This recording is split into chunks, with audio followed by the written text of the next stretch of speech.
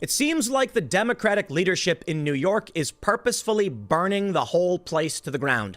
New York City has been suffering from some time. First there was COVID, then there was mass rioting. Yet for some reason, Bill de Blasio sides with the riots. I mean, not overtly like telling people to go out and riot, but he goes and marches with these people. He supports it. He paints their message. And then what do we get? Destroyed businesses from COVID, destroyed businesses from riots. Then we get Andrew Cuomo putting sick COVID patients into nursing homes, resulting in the death of 6,500 people. Now they've set up checkpoints around Manhattan.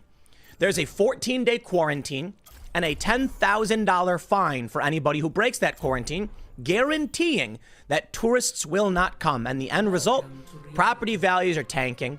People are already fleeing the city, leaving empty buildings behind. Tourists won't come. They're facing a $30 billion budget shortfall. And my question is, why? Well, I speculated in the past, Maybe it's just ineptitude. They have no idea what they're doing. Bill de Blasio now mocking the wealthy as they flee, while Andrew Cuomo begs them to stay because they need their money. But Bill de Blasio, wow, he calls them fair weather friends. Why would he do this? So I started to speculate. Maybe what's going to happen is once everyone flees and leaves these empty, worthless properties, the prices tank, the rich people come in, buy up all the buildings. Then once the economy recovers, now they own large swaths of the city. Yeah, it appears that's actually the case, only it's coming from the government. We're now learning what may be the true motive of Bill de Blasio. Why is he putting homeless people in luxury hotels? Why is he putting convicted offenders near playgrounds? Why would he do this? It's going to destroy the economy. It's going to destroy property value. It's going to drive people out. And there it is. De Blasio reveals he wants to buy empty NYC buildings and turn them into affordable housing after moving 13,000 homeless into hotels for more than $2 million a night and shaming rich residents who left to escape COVID-19 as fair weather friends. It would seem that Bill de Blasio has a radical agenda. He's burning this city to the ground on purpose so he can buy up the buildings and put poor people in them. Okay, listen, I'm all about helping the poor, setting up shelters and low-income housing. I'm just not all about the authoritarian dictatorship style of destroying people's lives and forcing them to flee. That's evil, man. We're trying to work together to improve everybody's lives. And de Blasio, he actually is causing pain and suffering to some people for other people. Now the left will argue, I don't care. They'll say things like, I don't care about the rich, so what? They'll be fine. And you know what? To an extent, yeah, I agree. I mean, look, in the end, if we can get homeless people, shelter and take care of them and give them services to make sure we can deal with this problem, that's okay. That's a good thing. What you got to understand, though, is just putting homeless people in a building doesn't solve any problems. What Bill de Blasio is doing is he is destroying the city's economy, which will hurt the middle class more when there's no jobs and nowhere to work and there's no tax revenue. Services are gone, so that he can sweep the problem under the rug. He's not actually trying to do anything other than burn it all down and sweep the problem under the rug. Putting homeless people in houses is not a long-term solution and does not address what caused the homelessness in the first place. Mayor Bill de Blasio from the Daily Mail on Friday revealed a plan to buy properties around the city and turn them into permanent affordable housing after moving more than 10,000 homeless people into hotels during the COVID-19 pandemic and shaming rich residents who have left the city as fair weather friends. At a press conference on Friday, he did not say which type of buildings the city had its eye on, and the city is refusing to give more details, citing privacy concerns. De Blasio only said there was an opportunity to get creative now when it comes to finding housing for New York's homeless. It presents a stark scenario for landlords or building owners who may be struggling to collect rent from current tenants, many of whom, both commercial and residential, have absconded. The homeless in hotels scheme set up by de Blasio is one of many components to an escalating downward change in the city. A downward change! Let me help you out. Death spiral. The people who pay the taxes are gone. The tax base of New York has been completely eroded. Who is going to pay for the utilities now? Who is going to pay for the water, for the MTA? The middle class and the lower class will suffer the most, so that Bill de Blasio, the city, can snatch up all these buildings Now, maybe Bill de Blasio wants to buy these. Is that a plan for the city? Turn around, let's see. Bill de Blasio on Friday revealed a plan to buy properties around the city and turn them into affordable housing. So it seems like a government effort, though I wouldn't put it past de Blasio to personally buy buildings, considering he is himself a landlord. This dude is not some utopian hero for the left. He's not even progressive. He's a property owner. He's a capitalist, and he is unrepentant. You see, what he does is the worst aspects of it. Pretend to be a hero for the left, use that to destroy people's lives, and then he can buy all of these properties on the cheap. Amazing. Once the price gets jacked up, he'll sell them at a premium. Many of New York's wealthy residents fled months ago, taking their disposable income and their tax dollars with them, and there are fears they may never come back. Crime is on the up, but de Blasio has stripped the police force of $1 billion in response to Black Lives Matter protests. Think about it! He took away the anti-crime unit. Crime is skyrocketing. He puts convicted criminals and homeless people in luxury hotels. Now the wealthy flee. Now he's going to buy the property up. You know, is this the plot of RoboCop? Welcome to r/RoboCop on Reddit, where they posted this meme. Remember in RoboCop movies when corporate America aids criminals and helps incite riots so they can lower property values and buy up the city while privatizing that city's police force? Haha, science fiction is crazy. Yeah. Now about that. Outrage as Manhattan's district attorney drops the felony charge against BLM leader accused of assaulting an NYPD cop. Now, why would they go and do that? Why would the district attorney say you are free to... Okay, I'll calm down. They're dropping it from a felony to a misdemeanor. But one of the big questions that's been, floating around for a minute is why the district attorneys in all these places keep releasing the criminals back on the street. Why are they releasing the criminals from the prisons? I'll tell you what, man. I think we can only speculate, but Bill de Blasio wants to buy up these cheap properties. Could it be that by releasing prisoners, allowing rioters to destroy your businesses, releasing these criminals back onto the street, destroys the property value of a city? And then once they own the cheap property, they'll gentrify everything back up, boot out the poor people, and they'll own everything. Almost everything. Some retailers and restaurants have been forced to close permanently, and those who are hanging on face continuously changing and difficult rules, like having to sell substantial amounts of food to customers to avoid crowds gathering. De Blasio and Cuomo are enforcing checkpoints to stop tourists from 35 COVID hotspot states from entering the city without quarantining for 14 days too. Now there's no tourist revenue, and they're doing everything to make sure there won't be. They are destroying the small business. Earlier this year, it emerged that 139 struggling hotels are taking in homeless people to avoid deathly COVID-19 breakouts in shelters. The effort is being mostly paid for by FEMA, but 25% of it's coming from the city's shrinking budget. It brings some cash to the struggling hotels, which were decimated by the pandemic.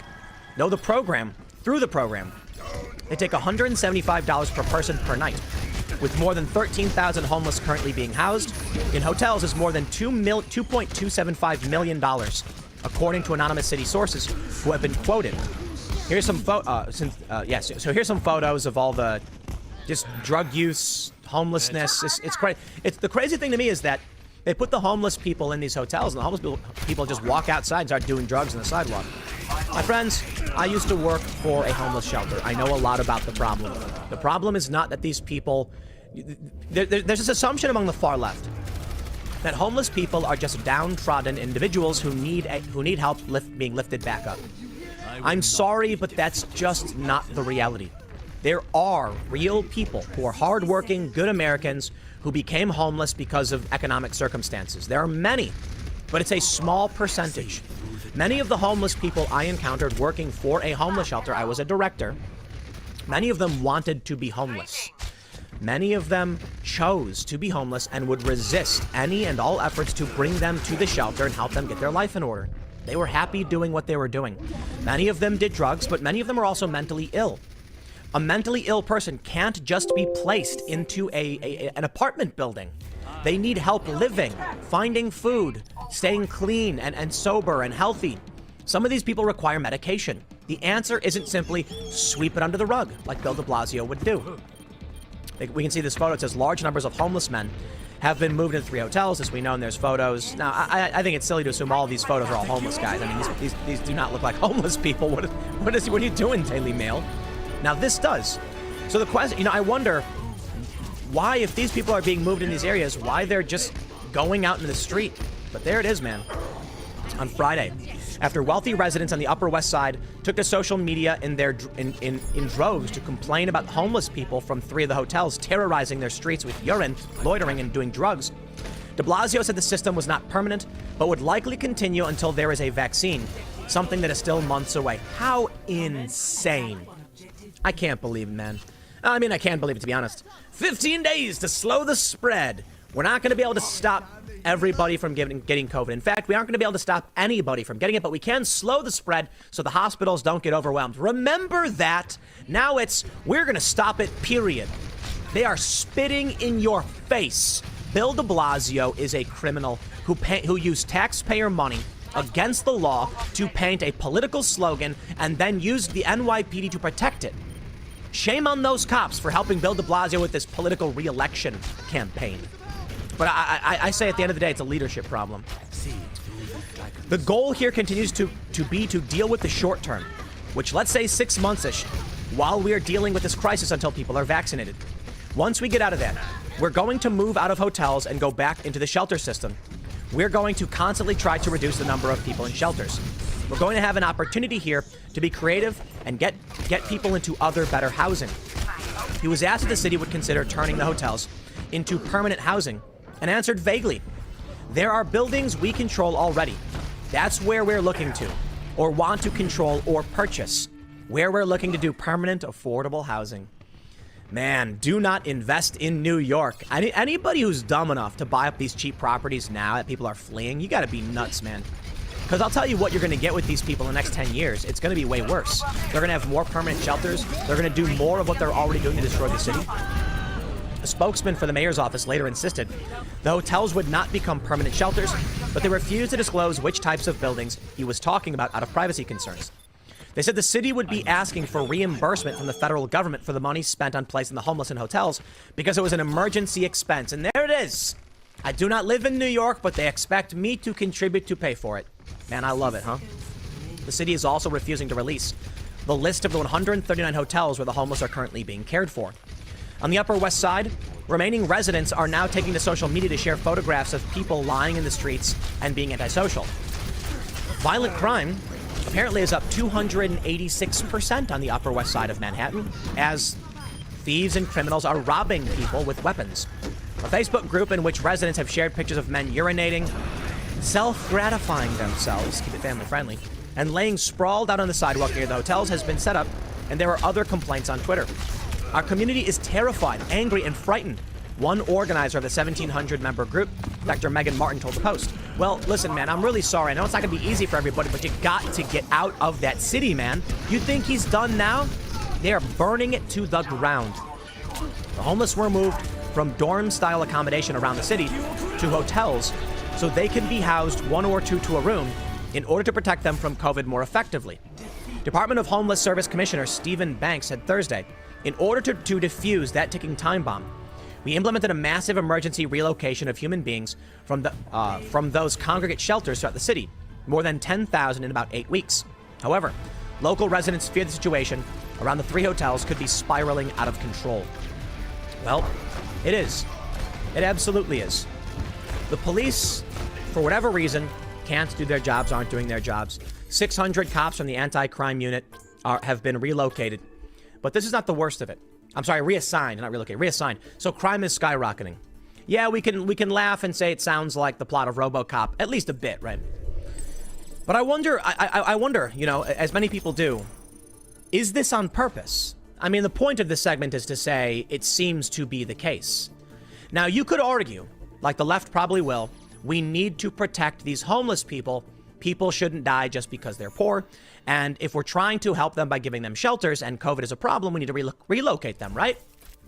Ladies and gentlemen, what if I told you that Bill de Blasio was illegally doing this? What if I told you that everything he was doing, okay, not everything, but a lot of what he was doing was actually against the law? I bring you now to the worst of it. New York City illegally placed child offenders. I'll say that. I got to keep it family friendly, but you know what I mean when I say it. Near Upper West Side Playground from the New York Post. The city dumped at least 6 homeless diddlers, all still on parole, at a luxury Upper West Side hotel just a block from an elementary school playground. An apparent violation of state law, online records show. Tell me they're not doing this on purpose. They did not have to do that. They did not have to put those people there near a playground, near children. But they did it. I'll tell you what, man, one way to make sure you destroy this city is doing this. Who in their right mind wants to go anywhere near this place now? Nobody's going to want to live there, raise their kids there. New York City, you know, probably it's the biggest. It's one of America's great cities, maybe the greatest. At least it used to be. And now it's a shell of its former self. It is a dried and withered husk. Under the leadership of Bill de Blasio, he is destroying the lives of regular people.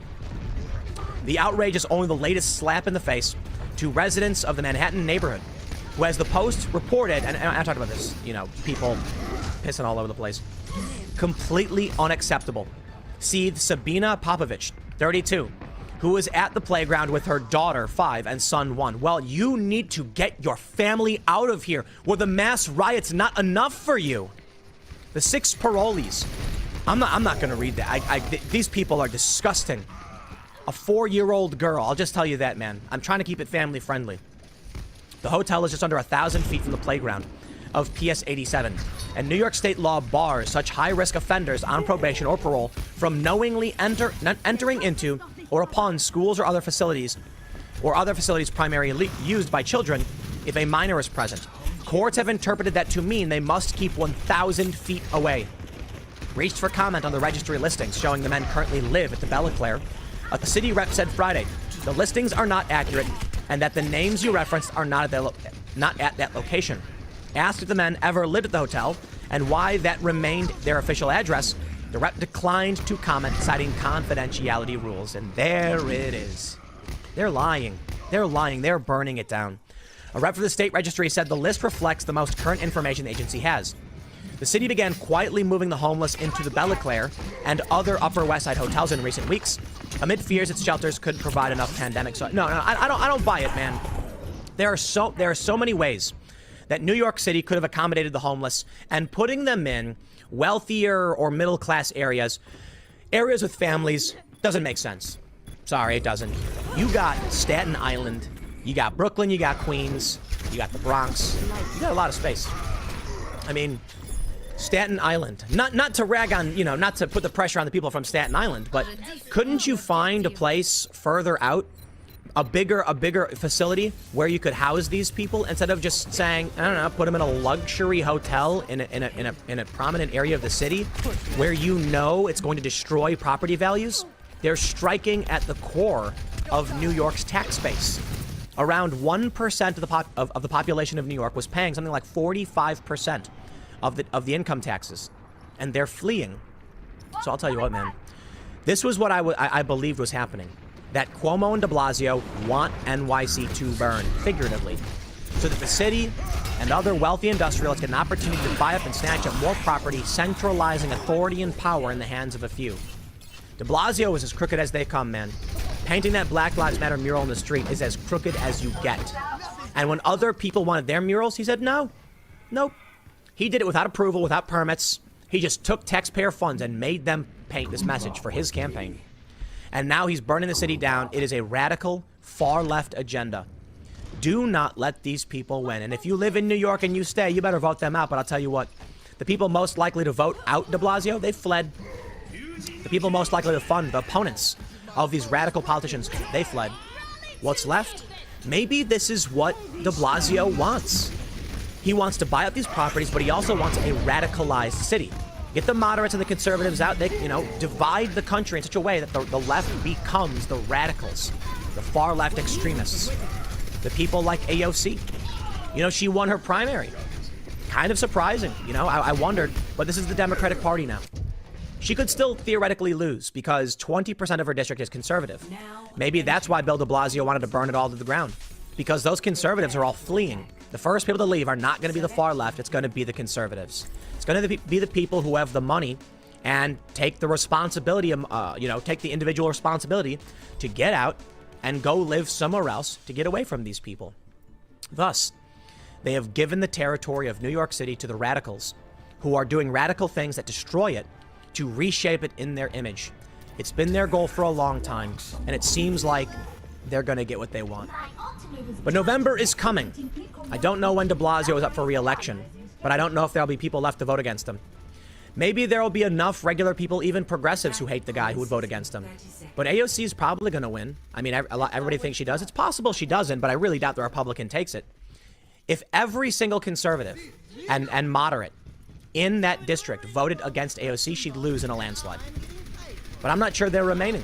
Following all of this insanity, the disgusting criminals being placed near playgrounds, who in their right mind would stay in this place? Now, they're going to get out, and many of them already did. That's why Cuomo is begging. De Blasio doesn't care. It seems to be his goal.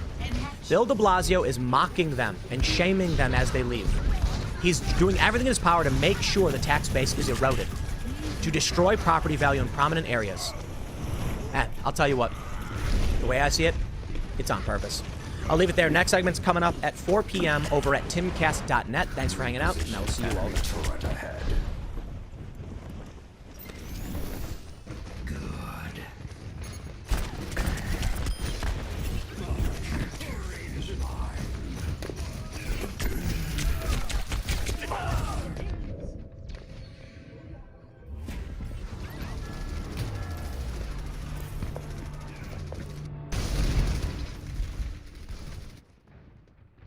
This time, 73 nights of rioting in Portland, and last night, Antifa tried to burn down the police union building again, and this, in my opinion, just proves Trump completely correct. They said that Trump was trying to set up a stage for conflict and crisis in Portland so he could get videos for his re-election campaign. Well, Donald Trump said, no, this is what you will get under a Biden presidency. A bunch of people then said that, well, it's currently Trump's presidency, and we're having it now. Therefore, under Trump's presidency, we get this. No, Trump was right. And I would like to thank the Democrats in Oregon for proving Donald Trump absolutely correct. You see, a deal was made between DHS and the state government, or Oregon's governor, Kate Brown. The feds would stay in the courthouse. The state police would handle the riots. All of a sudden, these lefties came out and they were like, see, now that the feds are gone, everything's peaceful. Meanwhile, Antifa, Black Lives Matter rioters, were going to residential neighborhoods and acting a fool, getting into fights, trashing things. Now they're burning things. It's like the worst we've seen in a long time. What can we learn from this? What have they proven? Well, when Donald Trump and the DHS had feds deployed to protect the courthouse, and the courthouse was engaging with the Black Lives Matter riots, it kept everything contained. And all of these lefties were like, it's only in a 12-block radius around the courthouse. Portland's fine. So what happened when the feds said, okay, we'll leave this in your hands, state police? The far left, Black Lives Matter rioters, whatever, have been going to different residential neighborhoods, starting fires, walking down the streets in the middle of the night with bullhorns, waking people up, running onto people's property, and now it is not contained.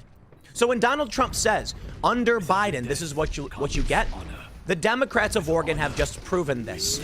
Trump was able to contain it to a certain degree. It wasn't going away, but things were being held in containment, right? And Trump didn't make the rioters happen, but he did deploy law enforcement to do something about it. The Democratic governor, and now you've got the mayor, Ted Wheeler, and the district attorney, I believe the district attorney, they're releasing these people back onto the streets every single night. The riots continue. So who do you think is enabling this to happen? We've already seen some resistance people say that these far leftists may as well be wearing Trump buttons as they mill about because they're helping Trump's re-election campaign. But dude, who do you think keeps releasing these people? It's the DA. It's the mayor's orders. It's the governor. So this is what you will get under Joe Biden, presumably. What we know is that under the Democratic leadership, they let Antifa run around and act a fool. Why should I assume that under Joe Biden, he would do anything different? Donald Trump's got Operation Legend. They protest. He's got, what is it called? Diligent Valor or whatever it was, where he sent out these, CBP and ICE to bolster U.S. Marshals. This is Trump. law and order. You get the marshals, you get the cops, they go out, they defend the courthouse. The Democrats, we got Antifa running around randomly all over the place, attacking residences. I tweeted this out the other day. The picture of the little old lady with paint on her face. I wonder how many votes Trump just got when people saw that video of these people attacking this little old lady and splashing her in the face with paint. Probably a lot. Because I look at what's going on in these cities across the country. They tear down the statues, and then these politicians, to avoid conflict, they just come in and hire cranes without, any kind of democratic process and remove public monuments. This is what's going to keep happening. And I'll tell you what, man, I think I'm starting to get a clear picture of what it is the Democrats are really trying to do. But I'll save that for another segment. I'll save the politics. We'll talk about here are the riots. So we got the story from Fox News, and I got a bunch of videos, of course, from from people like Andy No and a few others. There's also some other, there's crazy videos outside of Portland. I'll just put it this way. This is more about the riots in general. In a Colorado town, a bunch of just Americans, came out and they beat the crap out of Antifa. They really did. They just walked, said, "Get out of here, commie scum." And then apparently one of the Antifa guys attacked somebody in a wheelchair, so they just stomped the dude out. Cops came in, arrested the Antifa people. These Antifa types, man, you see, when these Democrats don't send out the police, or in these blue states, it's going to be on you, the residents, to get together and get these violent criminals out of your neighborhoods. It shouldn't have to be that way. We are a wealthy, safe nation. We have police for a reason. But we already saw a letter from the Portland Police Association where they were saying the police, they have their hands tied behind their back. The mayor's not allowing them to go in and make arrests, and the DA keeps releasing everybody. Yup. Over in New York, somebody, a Black Lives Matter organizer, one of the leaders, bullhorned in a female officer's ear, injuring her. And they were going to charge this dude with a felony assault on an officer. Drop the charges down to a misdemeanor. People are outraged, man. These politicians are feckless. They are unable to actually deal with the issue, or I tell you what, man, they like it. If you were to ask me, I think what we're really seeing in a lot of these cities, people like Ted Wheeler, the mayor of Portland, they love the riots, but they have to be careful because they want to get reelected to maintain the power. They're trying to convince the locals, I'm on your side, as they lean over and whisper to the Antifa, Black Lives Matter group, keep doing it, you're doing great. Don't worry, everybody, keep voting for me, I'm on your side, we're de-escalating. Excellent work, guys. Now go smash up that building. Let's read this story from Fox News and I'll show you some tweets. Portland riot declared as fire burns in police union offices. Once the riot was declared, officers used flashbangs and smoke canisters to clear the crowd. There's the headline from Fox News. Here's the headline from local outlet Oregon Live. Portland protest deemed riot, and they put it in quotes. Saturday after fire set in police union building. Dude, if they're going to light a building on fire, come on, man. What's the threshold for a riot for Oregon Live? Portland riot, okay? The Fox News did it well. I said Portland riot declared. There you go. So I'm not going to read Oregon Live. Let's read Fox News. They say, fire inside a police union building led authorities in Portland, Oregon to declare a riot and force, they still call them protesters. Come on, guys. Rioters away from the offices as violent riots continued in the city that had hoped for calm after federal agents withdrew more than a week ago. I just want to let you know, whenever you hear me say the word riot, I'm basically covering up for when these news outlets refer to it as a demonstration.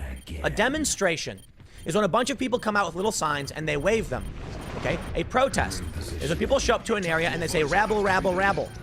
When you go and try to burn buildings down, it is a violent riot. And you can get even crazy, you can call it insurrection, whatever. Come on, man. Not a protest. So I'm doing fact-checking in real time to correct the false framing that even Fox News would put out. A group of rioters broke into the Portland Police Association building, set the fire, and were adding to it when officers made the riot declaration late Saturday. Police tweeted, video shot by a journalist shows smoke and flames arising inside the building. Several hundred people had gathered outside the offices, which are located about 5 miles north of the federal courthouse that had been the target of nightly violence earlier this summer. The Portland Police Association is a labor union that represents members of the Portland Police Bureau. Live video had shown multiple dumpster fires had been set near the building. An apt description of what's going on in Portland. Less than half an hour after the police tweeted that criminal activities including, but not limited to, vandalism, unlawful entry to the building, or fire starting could be subject to arrest, the use of tear gas and or other crowd control munitions. We can see more photos. We got Andy No tweets.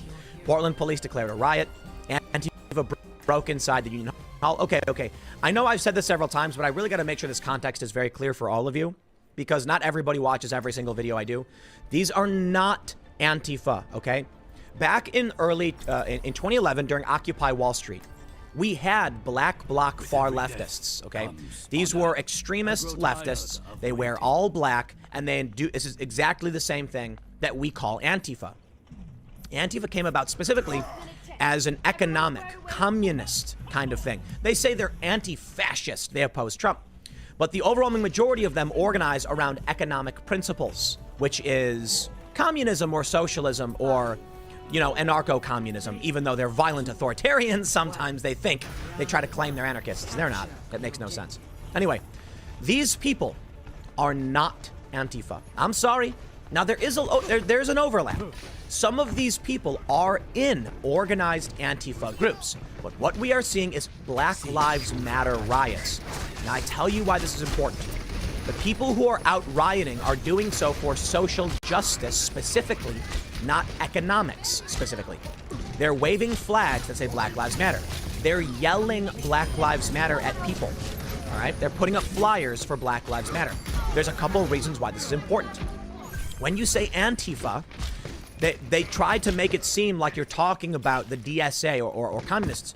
But Black Lives Matter is a specific ideology. Yes, they overlap, absolutely. But Black Lives Matter is a widespread, prominent, organized movement with centralized leadership that fundraises, and they have activists in all these other cities. It is a top-down, centralized group. If these people are going around in the name of Black Lives Matter, if Black Lives Matter organizers are a part of this, we are not talking about simple decentralized small cells. We are talking about a national organization with massive fundraising capabilities and that regular people are supporting. So make sure you get it right. These people are literally waving flags that say Black Lives Matter on them.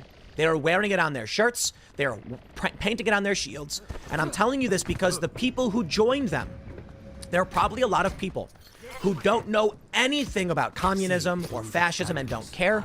They're anti-police brutality, Black Lives Matter protesters.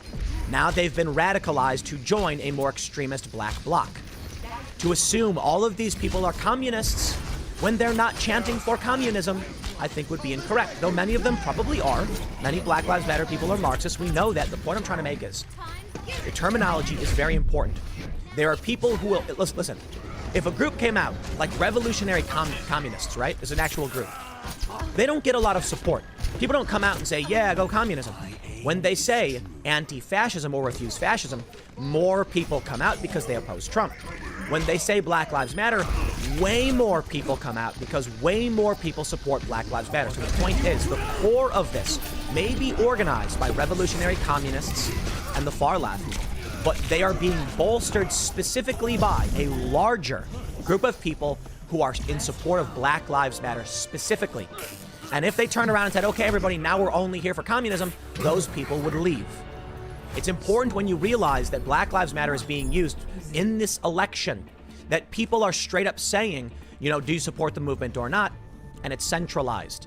And it's supported by all of these Democrats. Antifa is not, okay? Listen.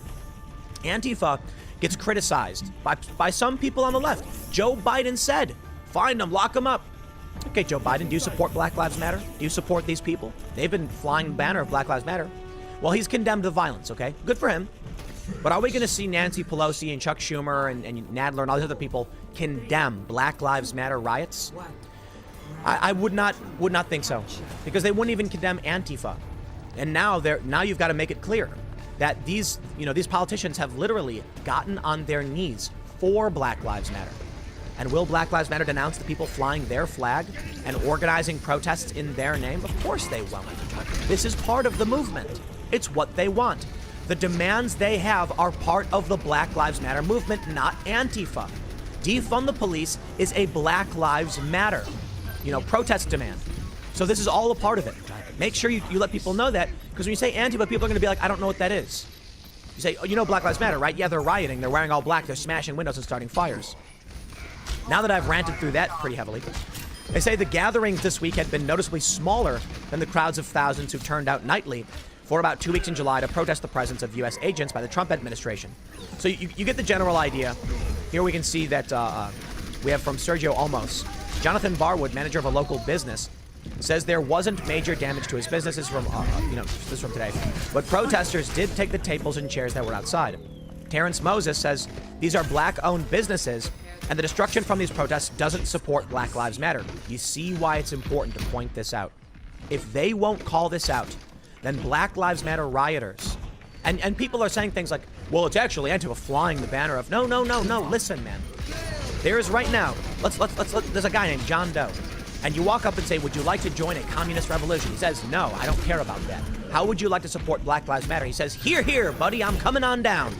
That's what you need to understand. The reason why these crowds, these riots are able to sustain themselves is because they are not. They are organized by these Antifa people who know the tactics and know how to bolster, and how to engage, in this kind of behavior. But their numbers are Black Lives Matter specifically. So check this out. This video from Brittany 3L, I think it is. Rioters in Portland terrorizing residents, yelling, we're gonna burn your building down, we know where you live. In this video, you actually have people yelling Black Lives Matter. And they're shining lights into random people's homes, threatening them, saying things like, if you have to wake up for work, you're indoctrinated by capitalism. You see, Antifa is there, but they are using Black Lives Matter to bolster their numbers. And the guy who yelled Black Lives Matter probably doesn't know or care at all about economics. But I'll tell you this, now that Black Lives Matter is prominent, they'll coax these people in and say, do you believe in Black Lives Matter? Yes? Okay, so you oppose capitalism, right? And they'll go, oh, I guess. And there it is. We got a couple more tweets. We got this one. This is a crazy video. Overnight, last night, hundreds of Antifa descended on the Portland Police Union building in North Portland.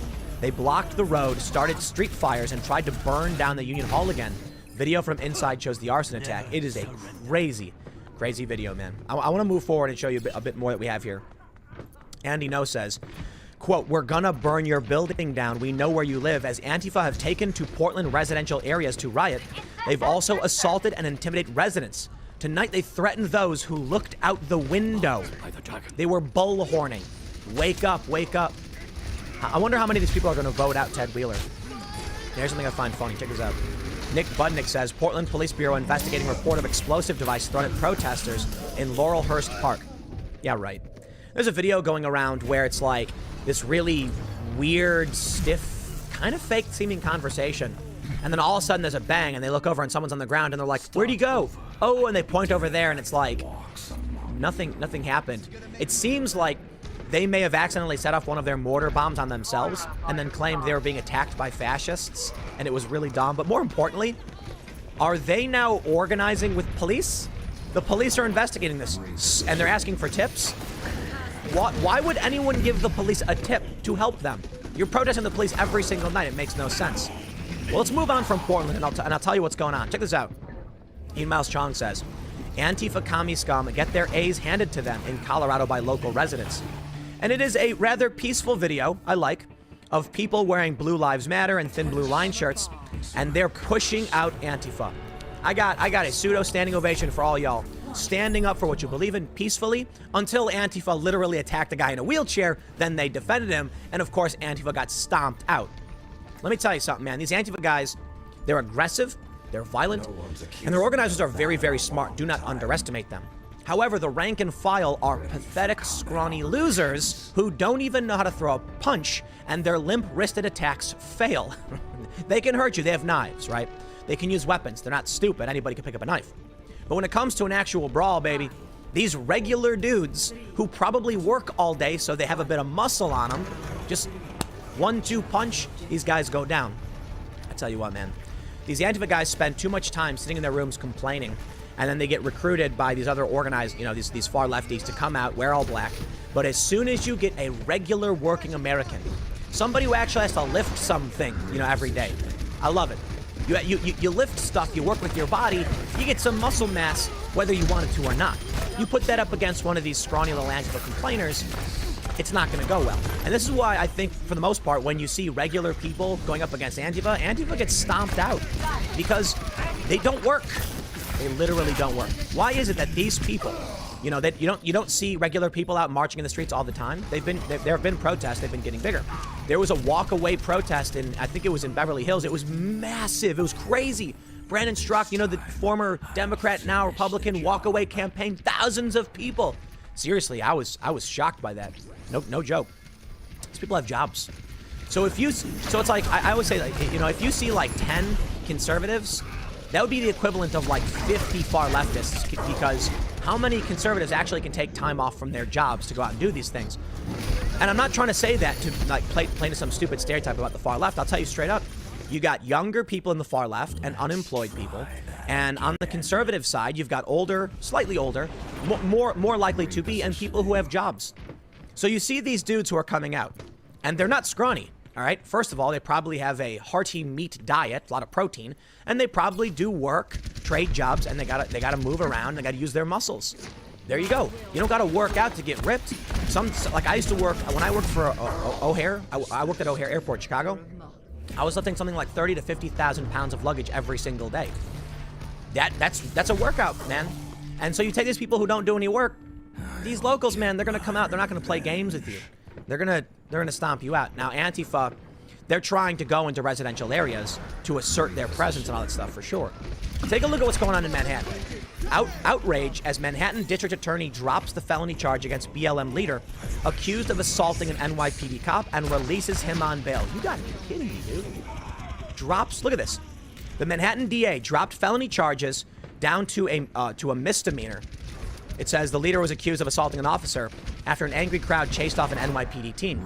DA Cyrus Vance personally ordered the charges against Derek Ingram, 28, dropped from felony assault to second-degree misdemeanor assault.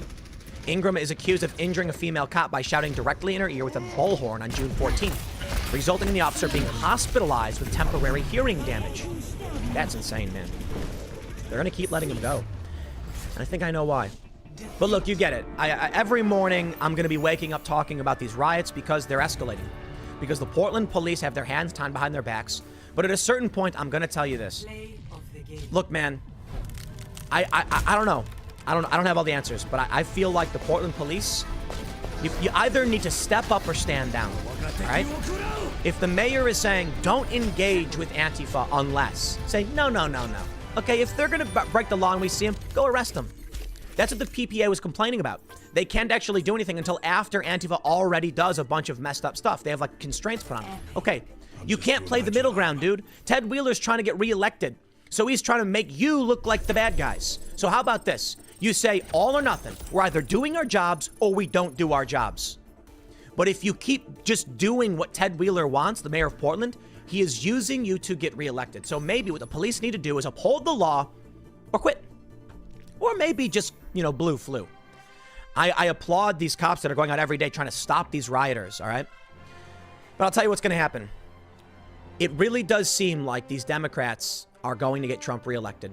If Ted Wheeler just stomped out these riots, called on the police to just come out with brute force, lock these people up, it'd be done. It'd be crushed. And there'd be no riot for Trump to complain about. But because Ted Wheeler doesn't want to, because he's scared and wants to get reelected, because the police are willing to play that game, Trump's probably going to win. And maybe that's the long con. The cops in Portland are like, hey man, so long as his riots keep happening, more people are going to vote for Trump. Maybe that's what they're thinking. And then they'll get 4 years where they'll actually get an advocate on their side.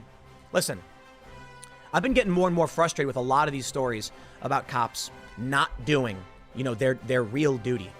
I see most police as pretty awesome, like straight up.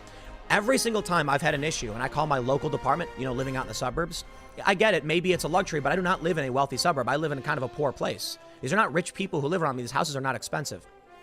And the cops are always there. They're chill. They hang out. There's not that many of them.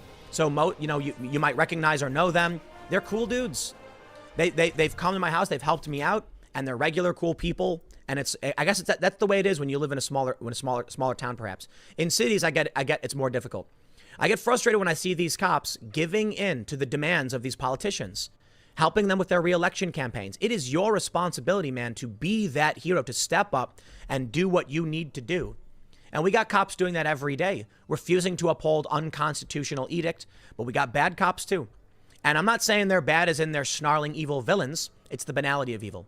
It's Mayor Bill de Blasio in New York breaking the law to steal taxpayer funds for his campaign slogan.